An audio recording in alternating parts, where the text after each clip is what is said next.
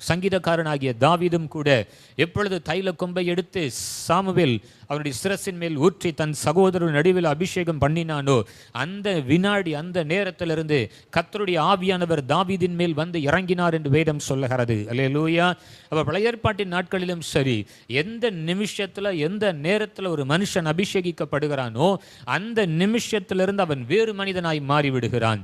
அவனுக்கு ஒரு ஸ்தானம் கொடுக்கப்படுகிறது, அவனுக்கு ஒரு ஊழியம் கொடுக்கப்படுகிறது, அவன் ராஜா என்று அழைக்கப்படுகிறான், அவன் ஜனங்களுக்கு அதிபதியாய் மாற்றப்படுகிறான், அவன் தீர்க்கதரிசியாய் நியமிக்கப்படுகிறான், ராஜாக்களுக்கு அவன் எச்சரிப்பின் வார்த்தைகளை சொல்லுகிற ஒரு தீர்க்கதரிசியாய் மாறிவிடுகிறான். அப்ப பழைய ஏற்பாட்டின் நாட்களிலே அந்த அபிஷேகத்திற்கு அந்த ஆவியானவருக்கு அவ்வளவு ஒரு வல்லமை.